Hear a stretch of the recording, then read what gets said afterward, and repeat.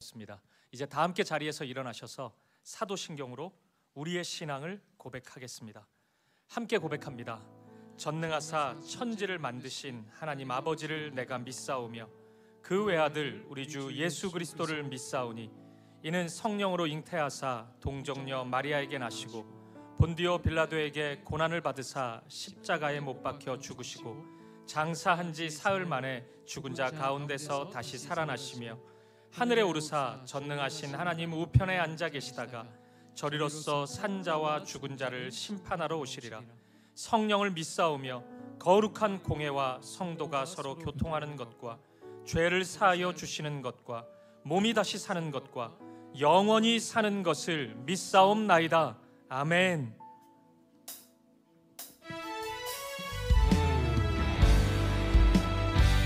우리의 마음과 정성과 뜻을 다하여 신실하신 하나님을 찬양하며 나아갑니다. 신실하신 하나님, 신실하신 하나님, 신실하신 주, 나의 주 하나님은 신실하신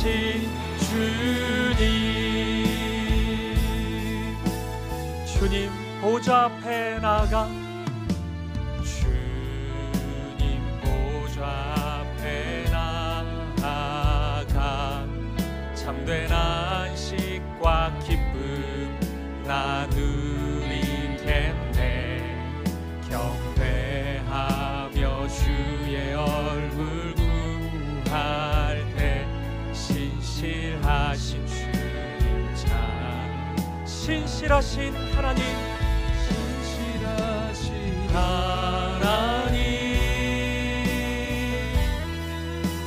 신실하신 주, 나의 주 하나님은 신실하신 주님. 주 영광 여기 임하사, 주 영광 여기 임하사, 열방 향해 그 빛 비추소서. 주의 얼굴 구할 때 주의 향기 머무소서. 주 영광 여기 임하사, 주 영광 여기 임하사, 열방 향해 그 빛 비추소서. 주의 얼굴 구할 때 주의 향기 머무소서. 예배합니다. 예배합니다. 찬양합니다. 주님만 날 다스리소서. 예배합니다. 찬양합니다. 주님 홀로 높임 받으소서. 예배합니다. 찬양합니다. 찬양합니다. 주님만 날 다스리소서. 예배합니다. 찬양합니다. 주님 홀로 높임 받으소서. 주님 홀로 높임 받으소서. 주님 홀로 높임 받으소서. 홀로 높임 받으소서.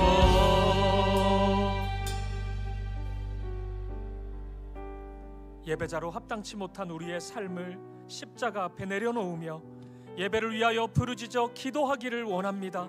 주여 은혜를 부어 주옵소서. 다 같이 통성으로 기도하시겠습니다. 살아계신 아버지 하나님, 오늘도 우리를 사랑하셔서 우리를 하나님 앞으로 불러주시고 하나님을 예배케 하시는 이 은혜와 이 사랑에 진심으로 감사합니다. 우리의 마음을 다해 뜻을 다해 힘을 다해 예배하는 이 시간이 되게 하여 주옵소서.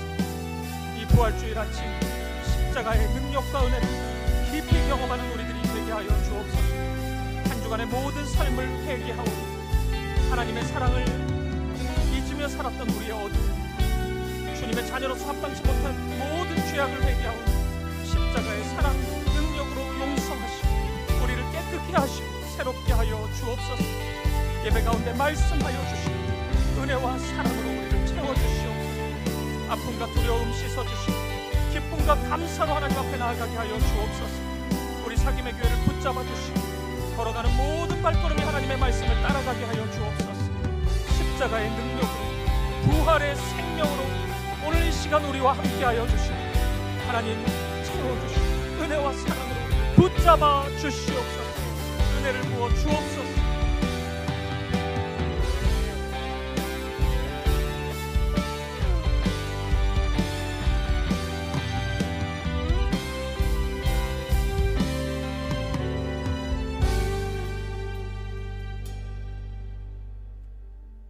나는 부활이요 생명이니 나를 믿는 자는 죽어도 살겠고 무릇 살아서 나를 믿는 자는 영원히 죽지 아니하리니 이것을 내가 믿느냐. 아멘.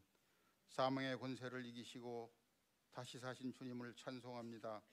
우리의 구원을 위해 이 땅에 오신 예수님이 십자가에 못 박혀 죽으시고 장사되셨다가 사흘 만에 다시 사셨습니다. 이 구속의 은총을 입은 저희들이 허락하신 아름다운 성전에 모여 부활절 3주년 창립 감사 예배로 하나님께 영광을 올려드립니다. 부활의 첫 열매가 되신 주님, 부활하심으로 새 생명을 주시고 잠자는 자들의 첫 열매가 되셨습니다. 부활절을 맞아 한 알의 밀이 땅에 떨어져 죽어야 많은 열매를 맺는 섭리를 다시금 새기게 하셔서 우리의 삶에 예수 그리스도의 새 생명의 역사가 일어나기를 간절히 소망합니다.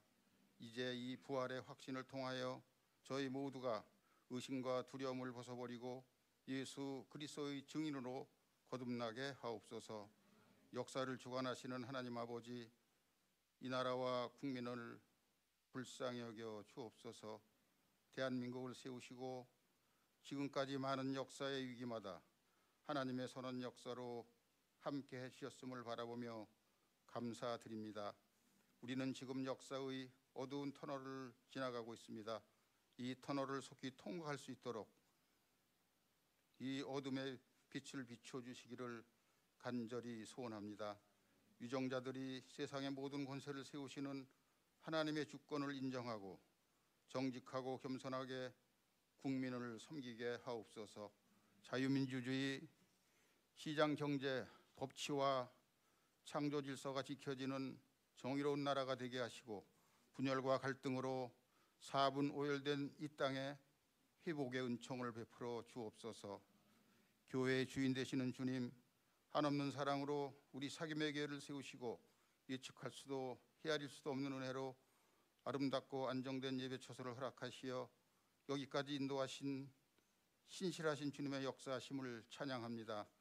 우리의 몸된 교회가 주님 안에서 하나 되어 사랑으로 섬기며 세상의 빛과 소금의 역할을 온전히 감당하게 하옵소서. 수고로 헌신하시는 담임 목사님과 교역자분들을 비롯하여 곳곳에서 공동체를 섬기시는 모든 분들의 수고와 헌신에 하늘의 복을 더하여 주옵소서. 이제 하나님의 말씀을 받습니다. 말씀을 선포하기 위해 단위에 세우신 담임 목사님, 늘 주님의 인도하심을 받으며 성령의 충만함으로 주신 사명을 잘 감당케 하시고 선포되는 말씀을 통해 우리의 심령을 새롭게 하시어 말씀이 깨달아지고 또 마음에 새겨짐으로 하나님께서 기뻐하시는 삶을 살아낼 수 있는 믿음을 주옵소서. 예배의 시종을 주님께 의탁하오며 우리를 흑암에서 권세에서 건져내사 빛과 생명의 길로 인도하시는 예수 그리스도 이름으로 기도드립니다. 아멘.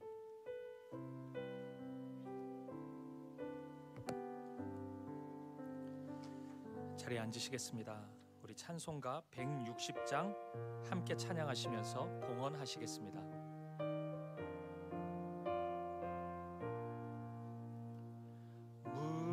무덤에 머물러 예수 내 구주 새벽 기다렸네 예수 내 주 원수를 다 이기고 무덤에서 살아나셨네 어둠을 이기시고 나와서 성도 함께 길이 다스리시네 사셨네 예수 다시 사셨네 되이 지키네 예수 내 구주 헛되이 봉하네 예수 내 주 원수를 다 이기고 무덤에서 살아나셨네 어둠을 이기시고 나와서 성도 함께 길이 다스리시네 사셨네 예수 다시 사셨네 거기 못 가두네 예수 내 구주 우리를 살리네 예수 내 주 원수를 다 이기고 무덤에서 살아나셨네 어둠을 이기시고 나와서 성도 함께 길이 다스리시네 사셨네 예수 다시 사셨네 존귀하신 아버지 하나님 죽음을 이기시고 부활하신 그 생명, 그 은혜, 그 사랑이 내게 가득하여 그리고 그 사랑에 깊이 감사하여 이 시간 귀한 예물 드립니다. 드려진 물질이 하나님의 사랑을 필요로 하는 모든 이들 그 땅, 그 장소에 흘러갈 수 있도록 축복하시고 하나님의 이름만이 영광을 받으시는 통로가 되게 하여 주옵소서. 우리 사김의 교회 3주년을 맞이하였는데 우리의 모든 발걸음이 하나님의 기쁨이 되게 하시고 하나님께 영광 돌리는 축복의 걸음이 되게 하여 주옵소서. 우리 주 예수 그리스도 이름으로 기도합니다. 아멘. 코이노니아 찬양대 찬양으로 하나님께 영광 돌리겠습니다.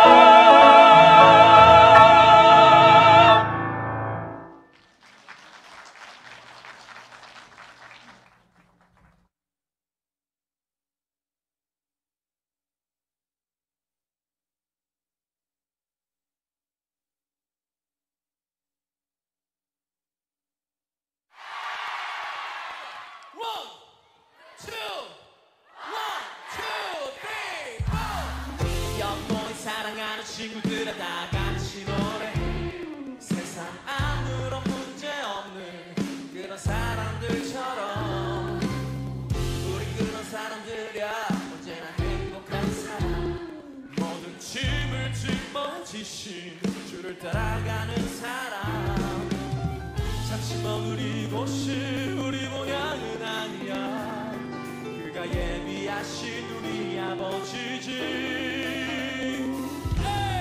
당신의 그 품 안에 영원히 사는 것 그것이 우리의 영원한 소망 모든 아픔과 눈물을 닦아주신 주가 우리와 영원히 함께하네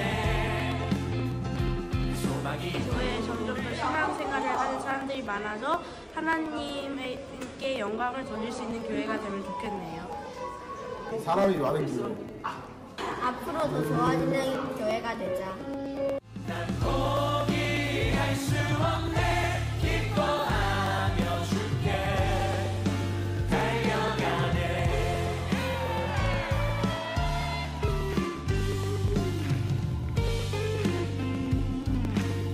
저 다같이 여기 모인 사랑하는 친구들아 다 같이 노래해 세상 아무런 문제 없는 그런 사람들처럼 우리 그런 사람들이야 언제나 행복한 사람 모든 짐을 짊어지신 주를 따라가는 사람 잠시 머무리고 예수님의 교회야 축하해. 앞으로도 많은 사람들 전도를 먹어서 많은 사람들이 예배하는 교회가 되기를 바랄게. 정말 너무 축하드립니다. 진심으로 축하하고 축복하고 사랑합니다. 앞으로도 쭉 건강하게 쑥쑥 자라기를 기원합니다.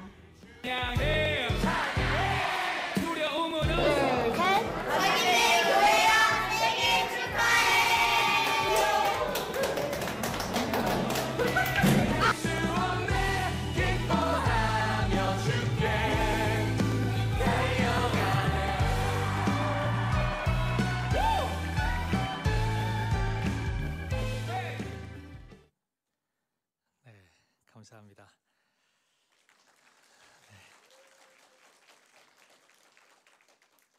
2부 예배 오신 사랑하는 성도님들 환영하고 축복합니다. 오늘 부활주일이기도 하고 또 사김의 교회 세 번째 생일인데요.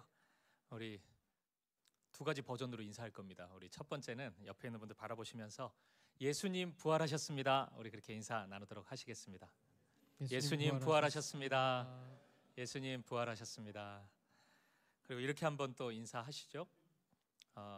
여러분이 사김의 교회니까 생일 맞이해서 생일 축하합니다. 우리 그렇게 인사하겠습니다. 생일 축하합니다. 생일 축하합니다. 네, 교회 소식 몇 가지 확인해 드리겠습니다. 오늘은 예수님의 부활을 기억하는 부활주일이자 사김의 교회 창립 3주년을 기념하는 날입니다. 날을 세보니까 개척하고 1100일째더라고요. 오늘이. 무섭나요? 이런 거 세는 게? 제가 그냥 핸드폰에 이거 해놓고 있거든요. 그래서 오늘 아침 새벽에 딱 보니까 플러스 1100 이렇게 돼 있더라고요. 그래서 시간이 참 많이 흘렀구나 이런 생각했습니다. 오늘 이 기쁨의 날 맞이해서 우리에게도 앞마당이 있습니다. 그래서 앞마당에 여러 가지를 좀 준비했습니다. 야외 카페테리아가 있고요. 또 포토존이 있습니다. 두 종류가 있는데 자유롭게 찍을 수 있는 포토존이 있고 또 사진을 찍어주고 인화까지 해주는 포토존이 있습니다. 거기 가시면 가족들이 찍으셔도 좋고 사랑하는 분들 또 다락방끼리 찍으시면 예쁜 사진 뽑아드리겠습니다. 그리고 기념 굿즈 판매하는데요. 3주년 리미티드 에디션 굿즈입니다. 그래서 오늘만 구입하실 수 있고요. 뭐 예쁘더라고요. 다 티셔츠도 예쁘고 수익은 전액 다 선교비로 사용을 하겠습니다. 우리 많이 구입해 주시면 좋겠습니다. 그리고 간식 부스가 있습니다. 소문에 의하면 지하 식당에 먹을 것이 앞마당보다 더 많다고 합니다. 2부 예배 후에 가시면 뭐 닭강정도 있고 뭐 맛있는 거 많대요. 그러니까 많이 식사 드시면 좋을 것 같고요. 푸드 트럭이 있습니다. 1층에. 이게 좀 재미난 이야기인데 우리 창립 기념주의를 이제 기획하면서 우리 담당 교역자가 계획서를 보냈는데 그 음료 트럭 담임 목사 이렇게 돼 있더라고요. 제가 하라는 거잖아요. 너무 충격을 받아가지고 고민하다가 하나님의 뜻일 수 있겠다 이래서 이제 받아들이려고 했는데 우리 교역자들이 성도인들 사랑에 보답하고 싶다고 같이 하고 싶다 그래서 제가 주저하지 않고 받아들였습니다. 그래서 교역자들이 함께 섬깁니다. 이게 교역자들 사주는 거 도저히 먹기 민망해서 안 되겠다 하시는 분들은 우리 6번에 보시면 봉사자 모집이 있습니다. 신청하시면 충분히 갚은 걸로 그렇게 하겠습니다. 오늘 여러분들이 드린 헌금은 전액 우리 구제와 이웃사랑 선교비로 그렇게 사용하도록 하겠습니다. 금요기도의 안내입니다. 다가오는 금요일부터 8주 동안은 우리가 지난주에 이제 첫 금요일에 시작됐는데 앞으로 8주 동안 요한계시록의 가면이라는 주제로 요한계시록의 7교회를 함께 묵상하고 또 기도하도록 하겠습니다. 우리 그 어느 때보다 기도가 필요한 시간을 보내고 있는데 많이 참석하셔서 우리 은혜 누릴 수 있었으면 좋겠습니다. 상반기 유아세례 신청 오늘까지 받습니다. 만 6세 이하 어린이 있으면 우리 기도하는 마음으로 신청해 주시면 좋겠습니다. 여름 단기 선교 추가 모집도 오늘까지입니다. 거의 다 찼는데 몇 자리 진짜입니다. 몇 자리 남았습니다. 우리 기도해 보시고 오늘까지 신청해 주시면 좋은 시간 될 것 같습니다. 우리 5번, 6번 성경일독 챌린지 봉사자 모집 잘 보시고 신청 많이 해 주시고요. 또 3면에 보면은 행사 안내도도 있습니다. 절대 그냥 집에 가지 마시고 예배 후에 좀 함께 교제하면서 누릴 수 있었으면 좋겠습니다. 우리 그 외의 광고는 주보를 참고해 주시면 되겠습니다. 하나님 말씀 보시겠습니다. 이 시간 우리에게 주신 하나님의 말씀은 누가복음 24장 1절부터 12절까지 말씀입니다. 오늘도 우리 다 함께 자리에서 일어나셔서 이 말씀 한 절씩 교독하도록 하겠습니다. 제가 먼저 1절 말씀을 읽겠습니다. 안식 후 첫날 새벽에 이 여자들이 그 준비한 향품을 가지고 무덤에 가서 돌이 무덤에서 굴려 옮겨진 것을 보고 들어가니 주 예수의 시체가 보이지 아니하더라.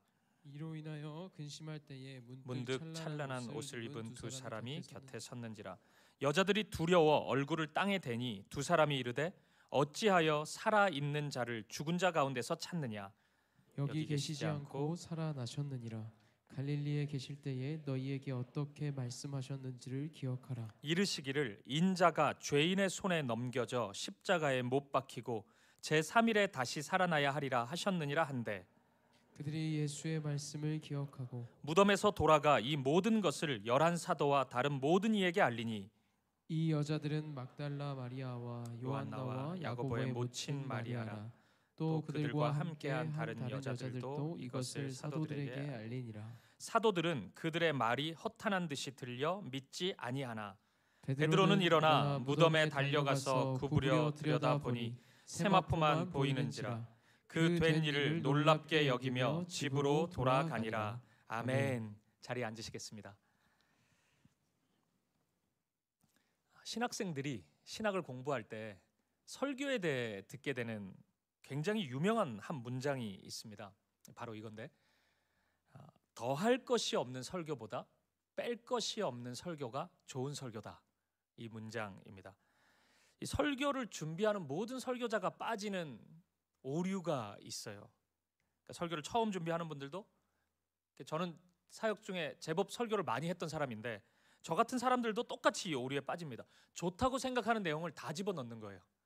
그러면 좋을 줄 아는데 결론적으로는 산만해지는 겁니다. 무슨 얘기를 하는지 모르겠고 듣는 분들이 힘들어하는 거예요. 음식도 그렇지 않습니까? 이것저것 다 집어넣는다고 부대찌개가 되는 게 아니잖아요. 섞어찌개가 되는 게 아니잖아요. 전문점에 가야 됩니다. 부대찌개도. 그러니까 선별해서 좋은 재료를 이것저것 넣어야지 맛있는 음식이 돼요. 설교가 딱 그렇거든요. 설교 준비가 다 끝나고 나서 반드시 해야 되는 일이 있습니다. 빼는 거예요. 혹시 과한 것이 없는지, 불필요한 것이 없는지 빼고 또 빼고 마지막에 이르러서 더 이상 뺄 것이 없을 때 완성이 되는 겁니다. 그러면 좋은 설교가 되는 거예요. 여러분들 눈빛을 보니까 그걸 아는 분이 왜 그러냐 뭐 이런 눈빛인데 잘하겠습니다. 제가 열심히 해보겠습니다. 근데 아무튼 이런 면에서 보면 오늘 같은 설교가 굉장히 어려운 설교예요. 부활주일이잖아요. 부활주일의 메시지도 담아야 되고 또 세 번째 생일이에요.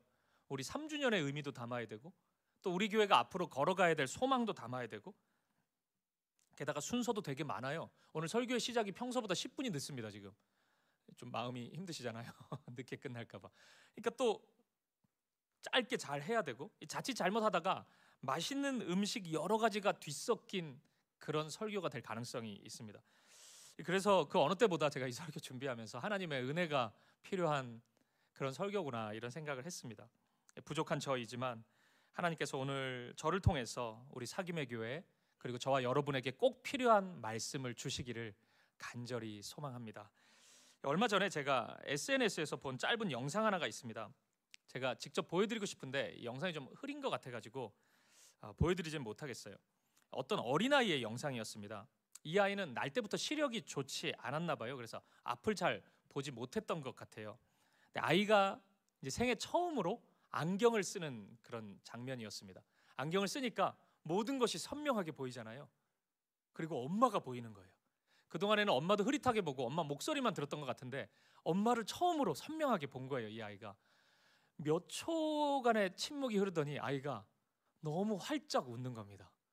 그러니까 그 표정이 마치 세상을 다 가진 것 같은 그런 표정을 짓더라고요. 그 어린 아이가. 제가 그 장면을 보면서 근심 걱정이 좀 사라지는 듯한 그런 느낌을 받았습니다. 제가 이 장면을 보면서 이런 생각했습니다. 이 아이가 쓴 첫 번째 안경, 세상을 선명하게 볼 수 있었던 그 안경이 우리에게 있어서는 예수님의 부활이 아닐까 이런 생각을 했어요. 왜냐하면 부활의 안경을 쓰면 이 세상에 희미했던 모든 것들이 밝히 보이기 때문에 그렇습니다. 부활의 안경을 쓰고 나면 선명해지기 때문에 우리의 마음이 달라져요. 우리 안에 있던 걱정들이 사라지기 시작합니다. 그리고 우리가 이 세상을 살면서 가졌던 오해들이 풀리기 시작해요. 우리 가운데 부당한 두려움들이 찾아올 때가 있는데 그런 두려움이 사라지기 시작합니다. 실제를 볼 수 있기 때문에 그래요. 실제를 보니까 아무것도 아니거든요. 부활의 안경을 쓰면 그렇게 된다는 것입니다. 그래서 바울은 고린도전서에서 이런 이야기를 합니다. 고린도전서 15장 17절인데요. 같이 한번 읽어보겠습니다. 그리스도께서 다시 살아나신 일이 없으면 너희의 믿음도 헛되고 너희가 여전히 죄 가운데 있을 것이요. 아멘. 부활이 없으면 우리의 믿음이 헛된 것이 될 수밖에 없다는 것입니다. 그러니까 모든 것이 희미한 채로 살아가야 되기 때문에 우리의 믿음이 분명해질 수가 없다는 것이죠. 오늘 본문을 보면 여러분, 바울이 이야기한 바로 이 부분, 부활을 몰라서 헛되고 헛된 절망을 하고 있는 사람들이 등장합니다. 이 사람들의 신앙은 모든 것이 희미했던 것 같아요. 그러니까 선명하지가 않고 잘 보이지가 않고 그렇다 보니까 불안해하고 두려워하고 또 슬픈 감정도 가지고 있었던 것 같습니다. 오늘은 이 부분을 말씀 안에서 먼저 확인해 보는 것으로 이 설교를 시작해 보려고 합니다. 먼저 본문 4절과 5절 말씀을 함께 보시겠습니다. 같이 읽어보죠. 시작. 이로 인하여 근심할 때 문득 찬란한 옷을 입은 두 사람이 곁에 섰는지라 여자들이 두려워 얼굴을 땅에 대니 두 사람이 이르되 어찌하여 살아있는 자를 죽은 자 가운데서 찾느냐. 아멘. 예수님을 사랑했던 이들이 근심하고 있습니다. 그리고 두려운 마음도 가지고 있어요. 왜 그랬을까요? 예수님 사랑하는데 왜 근심하고 있었을까요? 그 이유가 3절에 나옵니다. 이겁니다. 들어가니 주 예수의 시체가 보이지 아니하더라. 예수의 시체가 보이지 않았기 때문입니다. 이 시체라는 단어가 나오니까 뭔가 신앙적인 감정 이입이 잘 안 될 수도 있어요. 근데 시체를 빼고 읽어보면 좀 가깝게 다가올 겁니다. 시체를 빼면 어떻게 됩니까? 예수가 보이지 아니하더라. 이렇게 되죠. 이렇게 보면 어떻습니까? 우리도 이럴 때 있잖아요. 우리의 신앙생활 속에서도 예수님이 잘 보이지 않을 때가 있잖아요. 주님의 인도하심이, 주님의 계획하심이 잘 느껴지지 않을 때 있잖아요. 그 결과 지금 내가 뭘 해야 되는지, 어떤 길로 나아가야 되는지 갈피를 잡지 못할 때가 있지 않습니까? 두려울 때가 있지 않아요? 여러분, 바로 그때 여러분은 어떻게 하십니까? 오늘 본문의 이 사람들은 어떤 행동을 할까요? 오늘 본문 10절을 말씀을 보니까 이 사람들이 소개되고 있거든요. 보십시오. 10절. 이 여자들은 막달라 마리아와 요한나와 야고보의 모친 마리아라. 또 그들과 함께한 다른 여자들도 이것을 사도들에게 알리니라. 막달라 마리아, 요한나, 야고보의 어머니 마리아, 그 외에 또 자매들이 함께 있었습니다. 그러니까 마리아를 비롯한 이 자매님들은 지금 두려움 앞에 있단 말이에요. 예수가 보이지 않아서 걱정 가운데, 근심 가운데 있단 말이에요. 이 문제를 어떻게 해결할까요? 본문은 이 문제에 대한 답을 말해주고 있습니다. 그래서 오늘 설교의 제목이 절망의 시간, 부활의 믿음으로 나아가는 길입니다. 이분들은 어떻게 부활의 믿음으로 나아갈 수 있었을까요? 오늘 두 가지 부분을 묵상해 보고 싶어요. 이 묵상을 통해서 우리 사김의 교회가 3주년을 맞이했는데 우리 또한 부활의 신앙으로 무장된 생명의 공동체가 될 수 있길 바랍니다. 그것을 꿈꾸는 오늘 예배가 되기를 간절히 소망합니다. 바로 보겠습니다. 첫 번째입니다. 이들이 부활의 믿음으로 나아가는 길 첫 번째는 하나님의 말씀으로 충만해지는 것이었습니다. 본문 6절을 우리 다시 한번 보시겠습니다. 같이 읽어보죠. 시작. 여기 계시지 않고 살아나셨느니라. 갈릴리에 계실 때 너희에게 어떻게 말씀하셨는지를 기억하라. 이 자매님들은 예수님이 하셨던 말씀을 기억하는 것으로 이 문제를 해결해 나아갑니다. 너희에게 어떻게 말씀하셨는지를 기억하라. 이것이 첫 시작이었어요. 출발이었습니다. 본문 8절도 보십시오. 이렇게 말씀합니다. 그들이 예수의 말씀을 기억하고. 그러니까 본문은 두 번이나 반복하면서 이 자매님들이 부활의 참된 믿음으로 나아가기 직전에, 그 부활의 신앙을 가지기 직전에 말씀을 기억했음을 강조하고 있어요. 말씀을 기억했더라. 그럼 어떤 말씀을 기억했겠습니까? 바로 이 말씀입니다. 본문 7절이에요. 이건 같이 읽어보겠습니다. 시작. 이르시기를 인자가 죄인의 손에 넘겨져 십자가에 못 박히고 제3일에 다시 살아나야 하리라 하셨느니라 한데. 아멘. 예수님께서는 이미 말씀하셨어요. 십자가의 죽음도 부활도 이미 말씀하셨습니다. 십자가는 아무도 모르게 일어난 우발적인 사건이 아닙니다. 아무도 몰랐고 하나님도 나도 몰랐네. 내 아들이 죽을지 나도 몰랐네. 이런 사건이 아니라고요. 지금 이들이야 눈앞에 보이는 상황이 너무 충격적이어서 무슨 일인가 황당하기도 하고 당황하기도 하고 뭐 그럴 수 있지만 뭘 도대체 어떻게 해야 되는지 갈피를 못 잡고 있는 상황은 분명하지만 이때 냉정하게 주님의 말씀을 더듬어 보아야 합니다. 주님은 이 상황을 미리 말씀해 주셨기 때문이에요.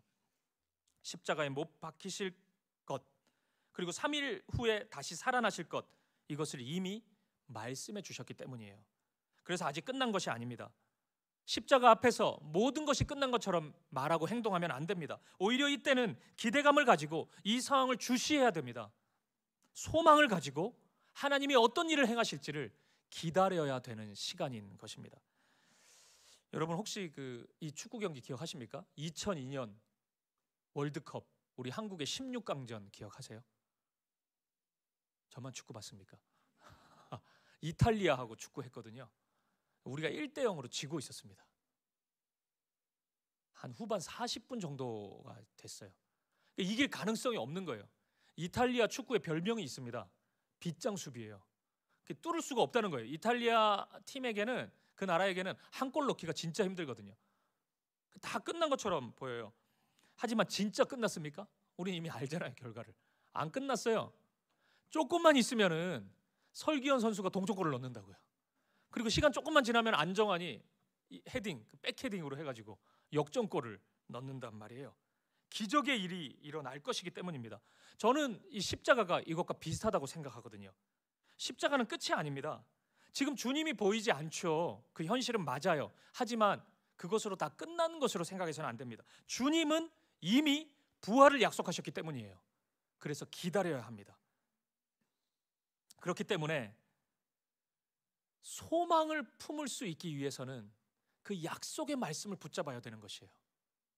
이것이 끝이라고 주님이 말씀하셨으면 끝난 거죠. 하지만 주님은 끝이라고 얘기 안 하셨기 때문에 이어지고 있기 때문에, 주님은 다시 살아날 것을 말씀하셨기 때문에 그 말씀 안에 거하고 있다면, 약속의 말씀을 붙잡고 있다면 우리의 마음과 삶에 소망이 시작될 수 있는 것입니다.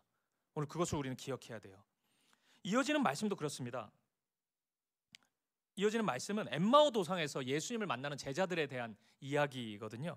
제자들은 이 자매님들과 똑같이 예수님의 십자가 죽음을 도저히 받아들이지 못했어요. 그 실망감, 그 절망, 이것으로 완전히 주저앉아 있었습니다.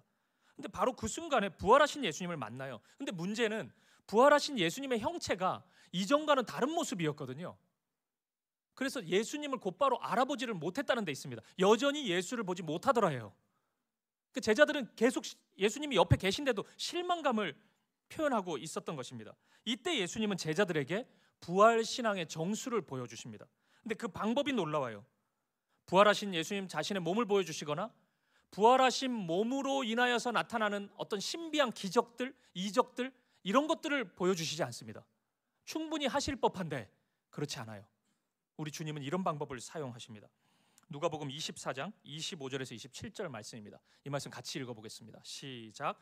이르시되 미련하고 선지자들이 말한 모든 것을 마음에 더디 믿는 자들이여, 그리스도가 이런 고난을 받고 자기의 영광에 들어가야 할 것이 아니냐 하시고, 이에 모세와 모든 선지자의 글로 시작하여 모든 성경에 쓴 바 자기에 관한 것을 자세히 설명하시니라. 아멘. 모세와 모든 선지자의 글로 시작하여 모든 성경에 쓴 바, 구약 성경이죠. 그러니까 구약 성경에 있는 모든 이야기, 자기에 관한 것, 예수님 자신에 관한 이야기를 설명하세요. 그러니까 통독 방식으로, 90일 성경 통독 방식으로 예수님은 지금 설명을 하시는 겁니다. 이 방식으로 예수님은 제자들에게 당신의 부활을 알려주세요. 경험케 하세요. 어떤 일이 일어나는지 아십니까? 이런 방식을 여러분, 말씀을 듣고 읽고 뭐 그게 임팩트가 있나? 우리는 이런 식으로 자꾸 생각을 하는데, 이 방식이 얼마나 놀랍냐면 보십시오. 누가복음 24장 32절이에요. 같이 읽어보겠습니다. 시작.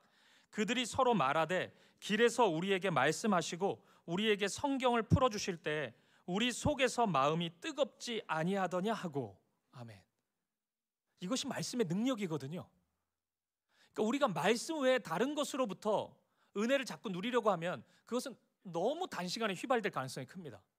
그러니까 우리의 신앙이 너무나 자주 흔들리는 이유는 말씀으로 충만하지 않아서이거든요. 말씀으로 충만하면 지속이 돼요. 오래갑니다. 그리고 영원하기까지 해요. 부활신앙이 바로 이런 겁니다. 말씀을 통해 주님의 일하심을 정확히 이해하는 것입니다. 정확히 보는 것이에요. 죽음으로 보이지 않아요. 그러면 말씀 안에 있으면 죽음이 아니라 부활로 보입니다. 죽음을 보는데도 부활로 이해해요. 부활로 고백하기 시작합니다. 그 확신을 가지고 현실을 실패나 절망이나 좌절로 인식하지 않고 하나님의 새 일이 일어날 것에 대한 기대와 확신으로, 뜨거운 마음이라고 얘기하잖아요. 마음이 뜨겁지 아니하더냐. 그 뜨거운 마음으로 새롭게 바라보는 것입니다. 이것이 바로 부활신앙이에요. 그래서 우리가 예수님을 향한 이 부활의 믿음을 가지기 위해서는 맨날 부활 외치는 거 가지고는 안 됩니다. 하나님의 말씀 앞으로 나아가야 돼요. 하나님의 말씀으로 충만해야 되는 것입니다. 저는 여러분 이것이 오늘 우리의 삶에 즉각적으로 그대로 적용되는 부분이라고 생각합니다. 우리도 우리의 삶 속에서 예기치 못한 현실을 마주할 때가 있지 않습니까? 주님이 보이지 아니하더라. 이런 현실을 마주할 때가 있잖아요. 주님의 말씀이 잘 들리지 않고 주님의 뜻이 무엇인지 잘 모르겠고 어떻게 나아가야 될지 모를 때가 있잖아요. 그럴 때 여러분 말씀 앞으로 나아가야 됩니다. 성경 앞으로 나아가야 돼요. 그러면 현실을 달리 이해하게 됩니다. 아, 이게 그냥 꽉 막혀 있는 게 아니구나. 열릴 문이구나. 이것을 우리가 알게 돼요. 그 다음이 보이기 시작합니다. 십자가 다음에 부활이 있는 것처럼, 출애굽 광야 다음에 약속의 땅 가나안이 있는 것처럼 하나님의 일하심이 보이기 시작합니다. 길을 여시는 하나님, 만드시는 하나님, 강을 만드시는 하나님, 그 하나님이 보이기 시작해요. 그리고 기대와 소망을 가지게 되는 것입니다. 그러면 여러분, 우리의 이 삶의 태도가 완전히 달라져요. 우리의 문제는 뭡니까? 하지 말아야 될 말을 너무 자주 하는 거 아닙니까? 그러니까 지금의 현실을 하나님의 마음으로 이해하지 못하고 그냥 내 기분대로 다 쏟아내는 거 아닙니까? 우리가? 그리고 그런 행동하잖아요. 그게 우리의 문제라면, 우리가 이것을 보기 시작하면, 말씀 안에서 새롭게 보기 시작하면 우리의 말이 달라집니다. 믿음의 언어가 나오고 소망의 언어가 나와요. 그리고 그 행동을 하기 시작합니다. 믿음의 행동을 하기 시작하고 소망의 행동을 하기 시작합니다. 사랑하는 여러분, 말씀으로 충만하셔야 됩니다. 주님의 말씀으로 충만하셔야 돼요. 그 말씀으로 충만하여서 참된 믿음, 부활의 신앙으로 살아갈 수 있는 저와 여러분 되시기를, 우리 사김의 교회가 되기를 주님의 이름으로 축복드립니다. 두 번째입니다. 절망의 시간, 부활의 믿음으로 나아가는 길. 두 번째는 부활의 의미를 온전히 이해해야 된다는 것입니다. 여러분, 오늘 본문에 드러나는 사도들, 이 제자들과 사도행전이라는 성경 속에 드러나는 제자들, 사도들은 완전히 너무 달라요. 하늘과 땅 차이인 것 같아요. 다른 사람 같아요. 왜 이런 차이가 발생되었습니까? 여러 가지 이유가 있지만 가장 중요한 이유는 부활에 대한 이해가 달랐기 때문입니다. 오늘 본문 속 사도들은 부활을 전혀 받아들이지 못하고 있어요. 본문 11절을 보시죠. 사도들은 그들의 말이 허탄한 듯이 들려 믿지 아니하나. 이것이 사도들의 첫 반응이에요. 부활에 대한 반응이 이랬다고요. 말도 안 되는 소리를 하네. 저런 쓸데없는 소리를 하고 어떻게 믿어? 이렇게 나왔다고요. 근데 사도행전 속의 사도들은, 제자들은 전혀 다르죠. 부활의 증인으로 서 있거든요. 얼마 지나지 않아서 그렇게 되거든요. 단순히 말로만 내가 봤다, 그냥 누가 너무 궁금해가지고 굳이 집요하게 물어보니까 나 사실은 봤어, 뭐 이런 대답이 아니라 부활의 증인, 부활을 살아내는 사람으로 등장하고 있습니다. 여러분, 어떤 차이이겠습니까? 가장 큰 이유는 예수님을 만났기 때문이겠죠. 부활하신 예수님을 만났기 때문입니다. 하지만 그것만으로는 충분하지 않다는 것이에요. 부활의 의미를 이해해야 된다는 것입니다. 죽었다가 다시 살아나셨네? 예수님 웬일이래, 대박, 어떻게 살아나셨대요? 여러분, 이거 가지고 부활의 증인으로 살 수 있어요? 누가 와가지고 너 봤냐? 본 거 같은데 이랬다가 너 봤다 그러면 죽는다, 내가 너 죽일 거다, 봤다 그러면은 안 봤다 할 가능성이 커요. 우리는 그게 뭐라고, 그냥 내 마음속으로만 봤다고 생각하지 뭘 사람들한테 내가 봤다고 얘기해. 이렇게 싫어하는데, 나 죽이겠다 그러는데 봤다 그래. 여러분, 이게 우리거든요. 인간이거든요. 근데 제자들은 완전히 다르잖아요. 목숨을 걸고 부활을 얘기하거든요. 왜 그런 겁니까? 부활의 의미를 정확히 읽어냈기 때문에 그래요. 본 것을 넘어서 그 부활이 나에게 어떤 의미인지, 우리에게, 이 교회에게 어떤 의미인지를 알았기 때문에 부활을 붙잡고 부활을 살아냈던 것입니다. 그래서 지금부터는 제자들이 이해했던 부활의 의미를 생각해 보려고 합니다. 이 부활의 의미를 생각해보고 오늘 설교를 좀 정리해 보도록 하겠습니다. 첫 번째, 이거예요. 부활을 통해 이 제자들은 예수님이 옳았다는 것을 이해했어요. 부활이라는 것은 우리가 일상 속에서 쉽게 접할 수 있는 사건이 아니잖아요. 나 지난주도 받고 한 달 전에도 부활을 받고 이런 사람이 없잖아요. 부활은 우리가 이 땅에서 경험할 수 있는 사건이 아닙니다. 이건 시간을 초월하는 일이고 공간을 초월하는 일이기 때문에 신적인 사건이에요. 하나님이 하시지 않으면 일어날 수가 없는 일입니다. 제자들이 이것에 동의된 거예요. 부활을 보니까 이것은 하나님의 일인데 여기서 하나의 생각이 더 확장됩니다. 그러면 부활이, 예수님의 부활이 하나님의 일이라면 예수님의 십자가도 하나님의 일 아닌가? 예수님의 십자가는 인간적인 일이고 갑자기 부활이 하나님의 일이 될 수 있나? 제자들이 생각한 것이에요. 그리고 또 확장해서, 그러면 예수님이 하셨던 모든 말, 그것도 하나님의 말씀이 아닌가? 예수님이 하셨던 모든 사역, 그것도 하나님의 사역이 아닌가? 이런 확신 가운데 나아가기 시작한 것입니다. 맞네. 그러면 예수님의 말씀이 하나님의 말씀이 맞네. 예수님이 자신의 죽음을 미리 얘기하셨었는데 그것도 하나님의 말씀이었네. 그 죽음의 의미도 얘기하셨거든요. 대속의 죽음이라고. 마가복음 10장 45절을 보면 인자가 온 것은 섬김을 받으려 함이 아니라 도리어 섬기려 하고 자기 목숨을 많은 사람의 대속물로 주려 함이라. 이게 예수님의 말씀이었거든요. 맞네. 이건 하나님의 말씀이었네. 대속의 죽음, 나를 위한 죽음이었네. 이 확신을 가지게 된 것입니다. 그 결과 십자가 앞에서 두려워했잖아요. 제자들은 모른다 그랬어요. 여자아이 앞에서도 나 모른다고, 예수님 같이 안 있었다고 막 이랬던, 도망쳤던 그들이 십자가를 자랑하기 시작합니다. 십자가만을 전하기 시작해요. 나는 그것밖에 모른다고 얘기하기 시작해요. 이것이 사도들이, 제자들이 가졌던 부활에 대한 첫 번째 이해였습니다.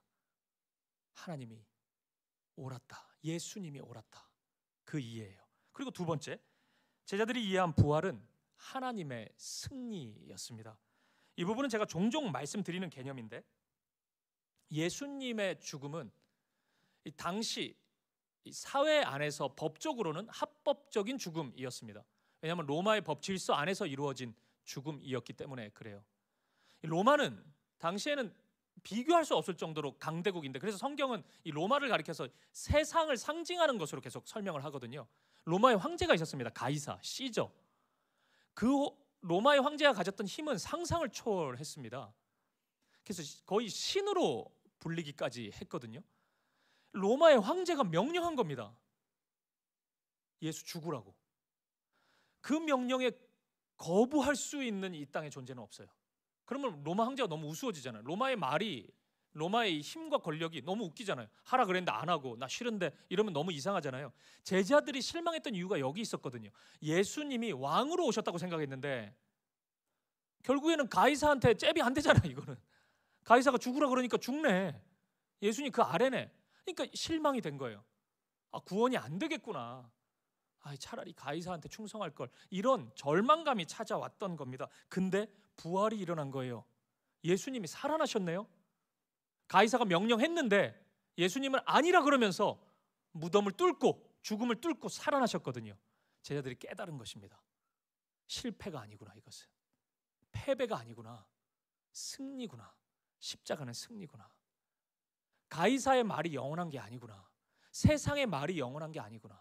십자가가 영원하고 주님의 말씀이 영원한 것이구나. 그래서 이사야가 예언했던 그 말씀, 풀은 마르고 꽃은 시들지만 하나님의 말씀은 영원하리라, 이 사도들이 외친 거예요. 그래서 베드로 사도가 그 얘기 계속한 겁니다. 하나님의 말씀이 영원하다고. 야고보 사도가 그런 얘기 한 거예요. 하나님의 말씀이 영원하다고. 그때부터입니다. 제자들이 가이사의 말에 충성하지 않고 주님의 말씀에 충성하기 시작합니다. 두려워하지를 않습니다. 가이사가 감옥에 가둔다? 이러면 두려워해야 되는데 가둬라 그러면 이렇게 나와요. 너 죽는다 그러다가, 이게 세상이 쓸 수 있는 가장 강력한 두려운 무기인데 죽음이 우리에게 제일 두렵잖아요. 근데 두려워하지를 않아요. 죽여라 그러면 근데 죽겠다 이렇게 고백하기 시작합니다.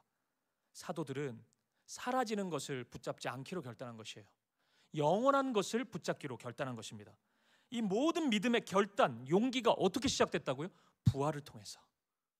예수님의 부활을 온전히 이해하고 받아들이는 것을 통해서 사도들의 삶의 태도가 완전히 달라졌던 것입니다. 그리고 마지막 세 번째, 제자들이 이해한 이 부활은 영원한 생명의 순간이 반드시 온다는 것이었습니다. 지금 서 있는 이 땅의 삶은 아직 하나님 나라가 완성된 것이 아니라는 것을 이해했습니다. not yet이었어요.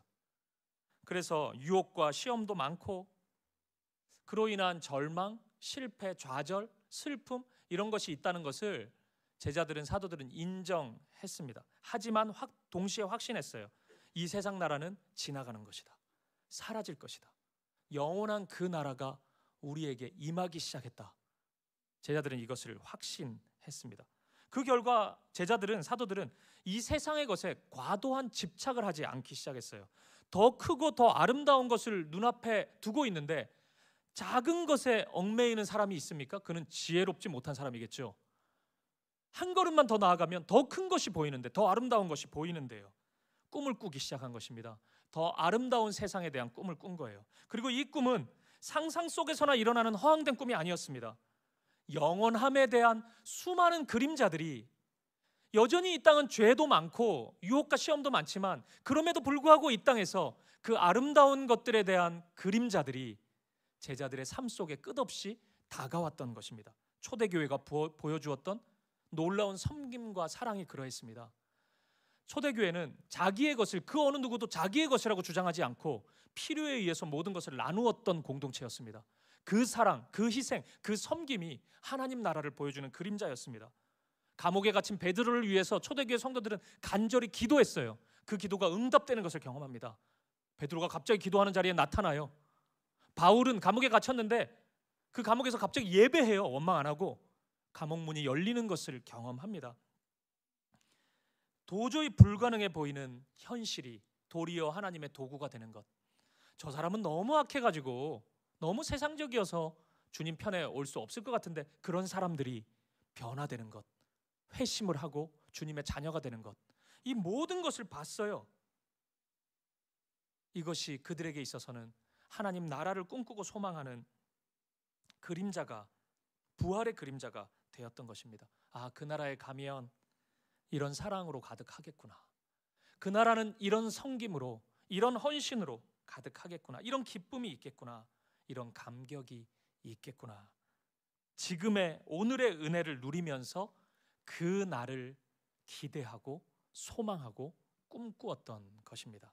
사랑하는 여러분, 오늘 부활주의를 맞아서 저와 여러분도 이 부활의 의미를 온전히 이해하고 받아들일 수 있기를 축복합니다. 부활절이라고 하면 너무 많은 분들이 삶은 계란 먹는 날로 생각을 해요.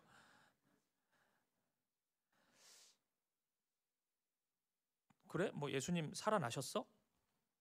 뭐 하나님이니까 살아나셨겠지. 근데 나하고 무슨 상관이야 그게? 계란 먹나? 오늘? 그러면 뭐 이것 이상이 아닌 것 같은 대단히 이상한 신앙을 가지고 있어요. 여러분, 이런 마음만 가지고 있으면 안 됩니다. 부활을 이 정도로만 이해하고 있어서는 안 돼요.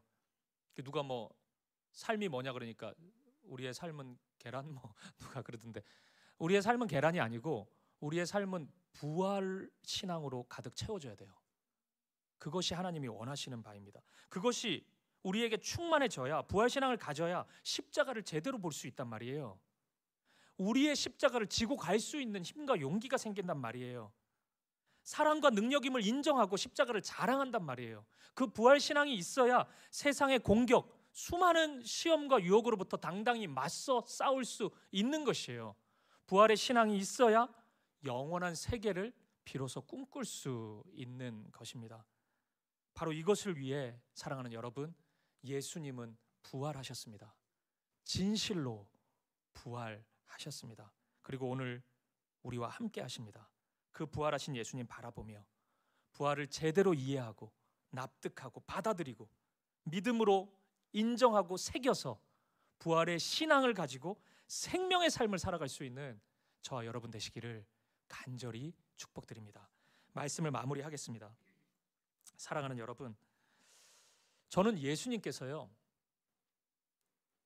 실제 몸으로 부활하신 것이 너무 기쁘고 감사합니다.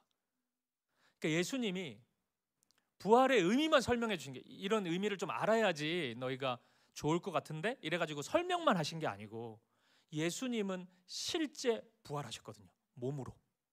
저는 그것이 너무 기쁘다고요. 왜냐하면 그것을 통해서 우리는 하나님 나라가 몸을 가지고 있는 나라라는 것을 깨닫게 되거든요. 그러니까 우리가 거할 영원한 그 나라는 뭐 영혼만 둥둥 떠다니는 그런 나라가 아니에요. 우리의 몸이 있는 나라입니다. 몸이 있다는 것은 삶이 있다는 거죠. 그래서 어떤 면에서 보면 이 땅과 좀 비슷한 거예요. 저는 이 땅에서 경험하는, 여기가 하나님 나라가 아니라 그래서 이 땅에서 좋은 것을 다 사라져야 되고 다 없어야 되고 부정해야 되는 것이 아니라고 생각합니다. 이 땅에서 경험하는 선하고 아름다운 모든 것들이 하늘과 연결되어 있어요. 몸을 입고 있다는 면에서 그 연결이 찾아오는 것입니다. 우리가 이 땅에서 경험하는 만남의 축복들, 그 만남을 통해서 경험하는 위로, 격려, 공동체적인 돌봄, 누군가의 섬김과 헌신, 희생, 오래 참는, 용서하는 사랑, 이런 것들은 머리로 이해하는 차원을 넘어서서 우리의 몸이 있기 때문에, 삶이 있기 때문에 경험이 되잖아요. 그래서 우리는 감동을 받잖아요. 너무 뭉클하기도 하고 나도 새로운 다짐도 생기기도 하고 그렇잖아요. 이게 다 몸이 있어서, 삶이 있어서 경험하는 축복입니다. 이 모든 것들이 하늘과 연결되어 있다는 것을 우리 주님이 보여주신 것이에요. 부활을 통해서. 그 영원한 나라에 이르면 이 모든 좋은 것들이, 선한 것들이 더욱 깊어질 것입니다. 더욱 완전해질 것이에요. 우리는 그것을 경험하게 될 것입니다. 물론 여러분, 이 땅에서의 우리가 몸을 가지고 있는 삶은 분명한 한계가 있죠. 여긴 영원하지가 않기 때문에 시간이 지날수록 우리 몸은 쇠약해지고 질병을 만나기도 하고 또 지치기도 합니다. 또 관계 속에서 상처를 받기도 해요. 오해도 하고 속상한 일, 슬픈 일도 많습니다. 그리고 육체와 육체의 이별을 경험하기도 합니다. 그래서 이 땅의 삶은 자주 아파요. 자주 슬픕니다. 눈물도 자주 나고 힘겨움을 느껴요. 하지만 여러분 기억하십시오. 그날 그 나라에서 이런 한계는 모두 사라질 것입니다. 모두 다 사라질 거예요. 부활의 몸을 입고 완전한 사랑, 완전한 기쁨을 우리 모두 누리게 될 것입니다. 제가 사랑하는 팀 켈러 목사님이 2001년 9월 16일, 금방 눈치채신 분들이 있을 텐데 9.11 사건이 일어난 지 5일 뒤거든요. 이때 강단에서 이런 설교를 했습니다. 당시 미국 사회는 그러니까 살아있기에 경험할 수 있는 극심한 고통을 다 마주하고 있었거든요. 몸이 있기 때문에 겪는 그 아픔이죠. 너무나 많은 사람들이 희생당했고, 그렇기 때문에 가족을 잃은 슬픔을 경험하는 이들이 너무 많았습니다. 그 고통의 한 주였어요. 그때 팀 켈러 목사님이 이 부활을 설교했어요. 그 긴 설교 중에 제가 한 부분을 읽어드리도록 하겠습니다. 이 한 부분도 좀 긴데 한번 잘 들어보세요. 나는 거의 해마다 아주 끔찍한 악몽, 이 꿈은 나의 아내를 더욱 소중히 여기게 만듭니다. 이 악몽을 되풀이하여 꿉니다. 그것은 바로 아내가 죽는 꿈입니다. 꿈속에서 어떤 일이 아내에게 일어나게 되면 나는 곧 그녀가 없다는 사실에 고통스럽게 발버둥치고 있습니다. 아내가 죽는 것은 내가 가장 두려워하는 일이기 때문에 이 꿈으로 인해 나는 아내를 더욱 소중히 여기게 됩니다. 그런데 정말로 이상한 일이 생겼습니다. 언제부터인가 나는 그런 악몽을 도리어 좋아하게 되었습니다. 왜요? 잠에서 깨어난 직후 몇 분 동안 믿을 수 없을 정도로 너무나 기쁘기 때문입니다. 나는 꿈에서 깨어 일어나 이건 단지 꿈이었어. 내가 겪은 모든 나쁜 일들은 실제로 일어나지 않았어 라고 외칩니다. 내가 꿈에서 깨어난다는 것은 누군가가 나에게 더 나은 무언가, 가령 새로운 아내를 소개해 주는 것과 같은 이런 것과는 다릅니다. 내가 깨어난다는 것은 그 꿈이 실제로 일어나지 않았다는 것입니다. 예수님께서 나는 부활이다라고 선언하신 것이 무슨 뜻입니까? 우리에게 장차 더 나은 낙원을 주시리라는 말씀이 아닙니다. 그것을 넘어 그분께서 이번 주간에 일어난 모든 일들을 그저 나쁜 꿈에 지나지 않은 것으로 만들어 버리겠다고 하시는 것입니다. 예수님은 그저 우리에게 위로를 주려고 하시는 것이 아닙니다. 그분은 불행한 일을 실제가 아닌 것으로 만들려고 하십니다. 그분은 이제껏 우리에게 일어났던 최악의 사건들을 형체가 없는 것으로 만들어 버리려고 하십니다. 저는 부활을 생각할 때 이 설교 메시지를 종종 떠올립니다. 저도 50년 가까이 살아오면서 육신의 몸을 입고 있기 때문에 경험하게 된 많은 일들이 있었습니다. 슬프고 아픈 일들도 저에게 굉장히 많았습니다. 사랑하는 이들, 사랑하는 성도님들, 제가 가르쳤던 사랑하는 청년들을 먼저 떠나보낸 일들이 굉장히 많았습니다. 아마 이 자리에 있는 모든 성도님들 포함해서 장례식장에 제일 많이 가본 사람이 저일 겁니다. 그리고 장례를 가장 많이 집례한 사람도 저일 것 같아요. 그 슬픔, 그 아픔은 상상을 초월합니다. 하지만 저는 확신해요. 그 모든 일들은 실체가 없는 일이 될 것입니다. 바로 그날에 마치 어제 만난 것처럼 그 사랑하는 이들을 만나고 함께 사랑을 나누고 그들과 함께 예배하는 순간이 실제가 될 것입니다. 반드시 그 일이 일어날 것입니다. 물론 제 인생에도 기쁘고 감사한 일이 많았습니다. 슬픈 일만 있었던 건 아니에요. 저 개인적으로는 제가 가정을 이루고 결혼도 하고 또 하나의 남편도 되고 또 두 아이의 아빠가 되는 이런 경험은 제가 잊을 수 없는 정말 감격스러운 순간이었습니다. 제가 그런 기쁨을 누릴 수 있다는 사실이 정말 축복이라는 생각이 들었어요. 그리고 제가 14년 동안 청년들과 함께 사역을 했던 거, 그것도 잊을 수 없는 선물입니다. 그리고 지난 3년의 우리 사김의 교회에서의 시간, 이것은 솔직히 제 인생에서 제 사역 속에서 가장 기쁜 시간이었어요. 저는 이게 웬일인가 싶어요. 진짜 어떻게 나 같은 사람이 이런 교회 담임 목사가 되고 교회가 세워지는 것을 하나하나 확인하고 그 구성원이 되고 그것을 느끼고 누리고 여기에 서 있을 수 있나? 정말 생각만 해도 꿈만 같습니다. 하지만 여러분, 제가 말씀드린 이 모든 것들은 저는 확신해요. 그림자들입니다. 이건 실제를 보여주시기 위한 그림자인 거예요. 실제가 있습니다.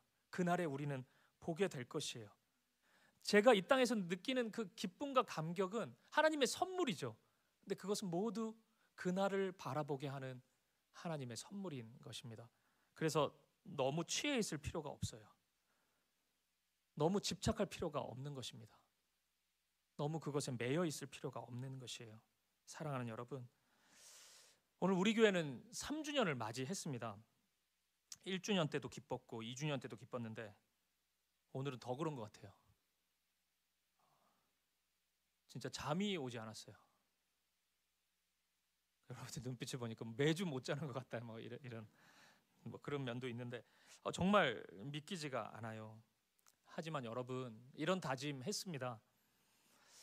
기뻐하되 감사하되 너무 취하지는 말자, 이런 생각했습니다. 그림자를 진짜처럼 여기지는 마셔요.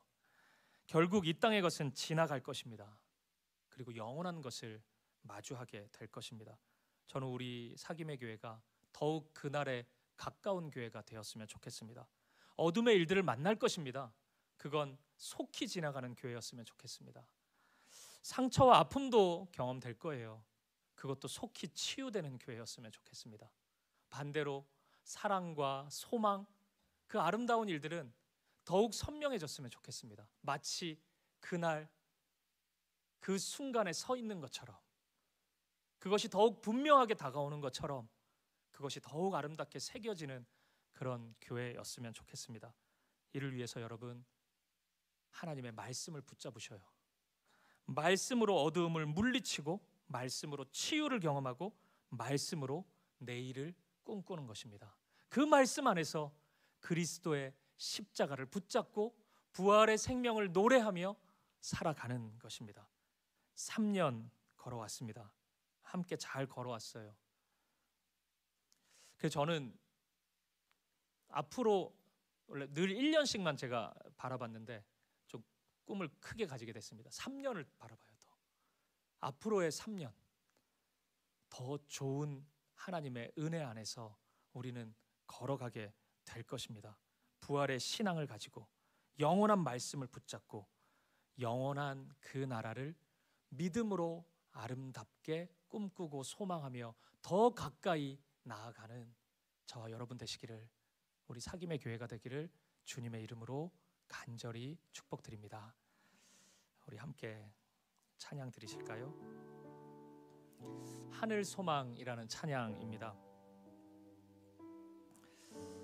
우리가 몇 번 불렀던 찬양인데, 우리가 비록 지금은 땅을 버타며 살지라도 우리의 마음, 우리의 영혼은 하늘을 바라봐야죠. 하늘을 살아갈 수 있습니다. 그런 교회였으면 좋겠습니다. 하늘이 보이는 교회였으면 좋겠어요. 하늘을 꿈꿀 수 있는 교회였으면 좋겠습니다. 슬프고 힘든 일 참 많은데 예수가 보이지 않더라. 이 시간 너무 자주 마주하는데 우리가 부활을 바라볼 수 있는 그런 교회였으면 좋겠습니다. 우리 오늘 세 번째 생일을 맞이해서 그 꿈을 함께 노래하시죠. 하나님이 우리와 함께 하시고 그리스도의 사랑이, 그 보혈이, 십자가의 보혈이, 그 부활의 생명이 우리 가운데 가득합니다. 넘칩니다. 우리 그 주님의 은혜를 붙잡고 우리 이 소망을 가지고 함께 믿음으로 나아갈 수 있었으면 좋겠습니다. 우리 함께 이렇게 고백하실까요? 나 지금은 비록 땅을 버타며, 나 지금은 비록 땅을 버타며 살지라도 내 영혼 저 하늘을 디디며 사네. 내 주님 계신 눈물 없는 곳, 저 하늘에 숨겨둔 내 소망이 보고픈 얼굴들, 보고픈 얼굴들, 그 이름들 많이 생각나. 때론 가슴 터지도록 기다려지는 곳. 내 아버지 넓은 품 날 맞으시는 저 하늘에 쌓둔 내 소망 있네. 주님 그 나라에 이를 때까지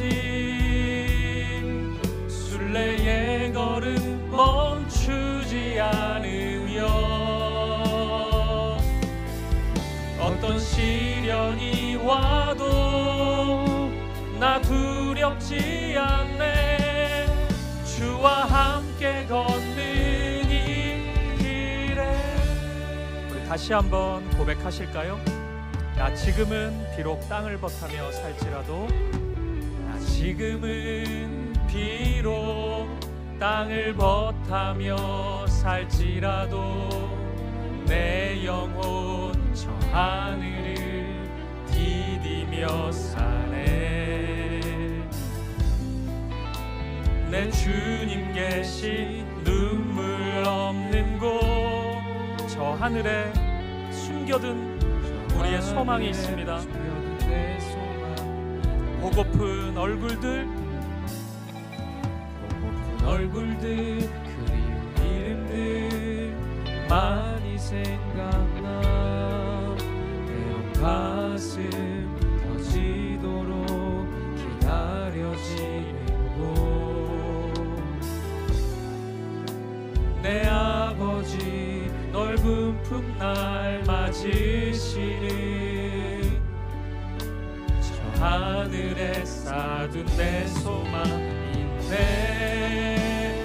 주님 그 나라에 이를 때까지 순례의 걸음 멈추지 않으며 어떤 시련이 와도 나 두렵지 않네. 주와 함께 걷는 이 주님 그 나라에, 주님 그 나라에 이를 때까지 멈추지 않겠습니다. 순례의 걸음 멈추지 않으며 어떤 시련이 와도 나 두렵지 않네. 주와 함께 걷는 이 길. 아멘. 우리 함께 기도하실까요?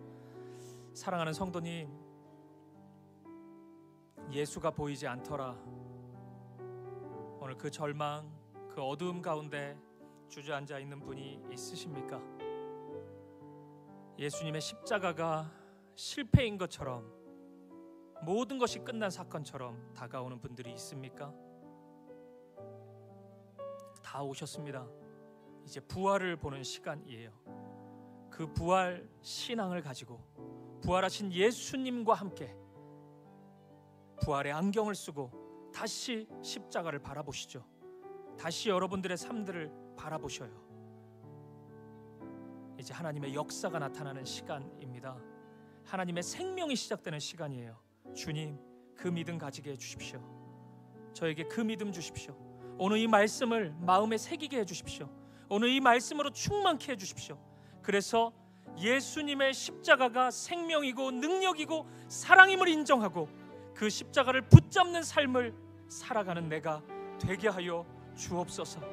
오늘 우리의 삶 가운데 경험하는 모든 절망의 일들, 죽음의 일들 흔적도 없이 사라질 것입니다. 아버지 하나님, 그날, 그 새날, 그 순간을 소망하며 나아갑니다. 주님 인도하여 주시옵소서. 그리고 이 땅의 것에 과하게 집착하지 않게 하시고 지나갈 것들을 놓고 영원한 것을 붙잡고 나아가는 나의 삶이 되게 하여 주옵소서. 그리고 우리 사김의 교회를 위해서도 기도해 주셔요. 세 번째 생일을 맞이한 우리 사김의 교회가 더욱 그날에 가까운 공동체가 되게 해주십시오. 어둠의 일들은 사라지고 상처와 아픔은 치유되고 사랑과 소망의 일들이 더욱 이루어지는 부활의 믿음의 생명의 공동체가 되게 하여 주옵소서. 우리의 기도 제목 가지고 한마음과 한뜻으로 기도하며 나아가겠습니다. 함께 기도하시겠습니다. 살아계신 아버지 하나님, 오늘 우리에게 이 믿음 주시옵소서. 부활의 믿음 우리에게 허락하여 주시옵소서.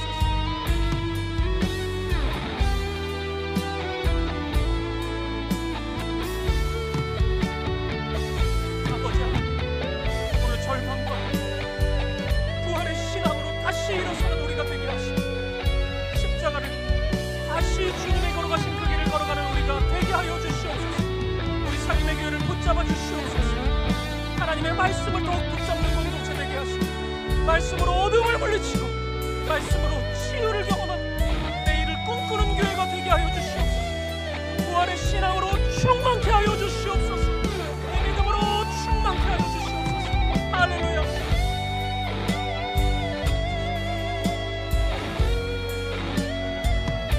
우리 다 함께 자리에서 일어나셔서 함께 고백하며 나아가겠습니다. 주님, 그 나라에 이를 때까지, 주님 그 나라에 이를 때까지 순례의 걸음 멈추지 않으며 어떤 시련이 와도 두려워하지 않겠습니다. 나 두렵지 않네. 주와 함께 걷는 우리 다시 한번 고백합시다. 주님 그 나라에 이를 때까지 순례의 걸음 멈추지 않으며 어떤 시련이 와도 나 두렵지 않네. 주와 함께 걷는 이 길에. 살아계신 하나님, 오늘 우리의 마음을 부활의 신앙으로 충만히 채워주시옵소서.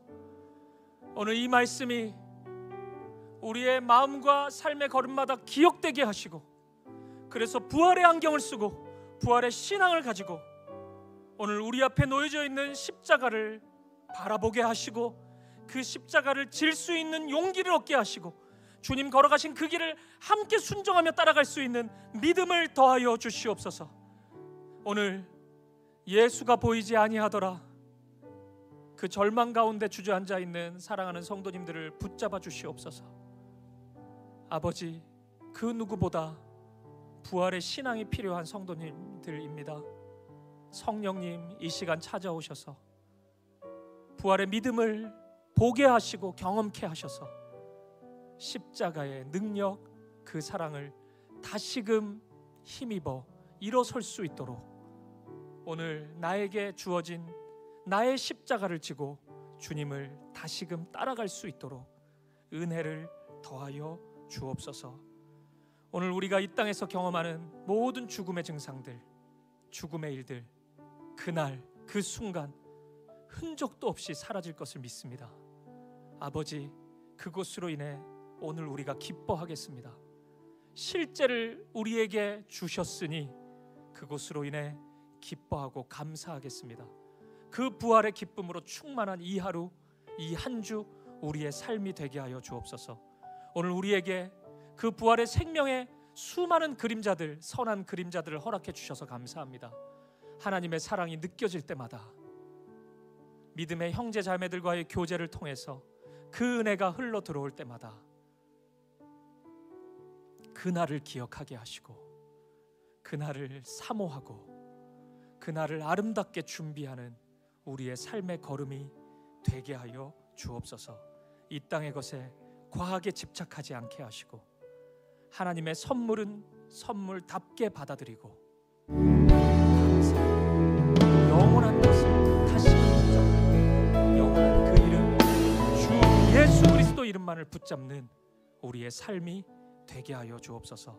사김의 교회 세 번째 생일을 허락해 주시니 너무 감사합니다. 지난 3년의 모든 걸음이 하나님의 은혜였습니다.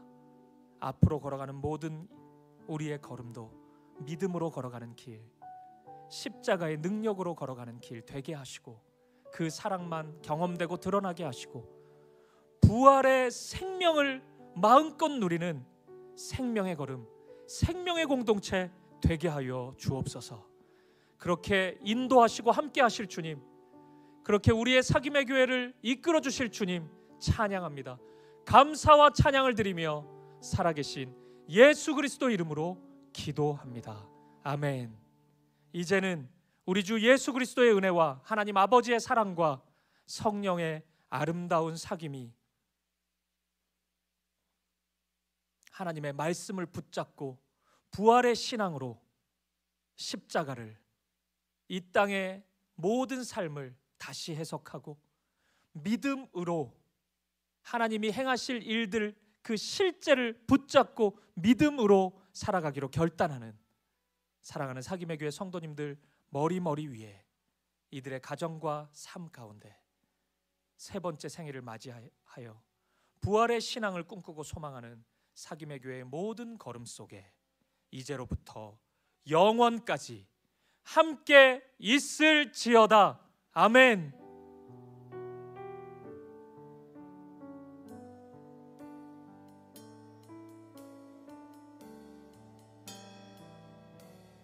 찬양 드리심으로 삶의 자리로 나아가겠습니다. 주님 그 나라에 이를 때까지 순례의 걸음 멈추지 않으며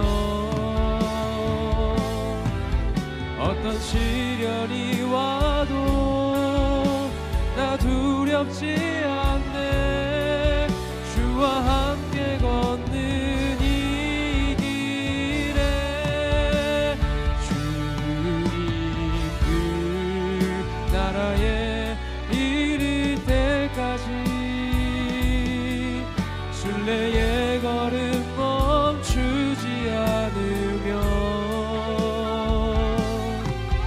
어떤 시련이 와도 나 두렵지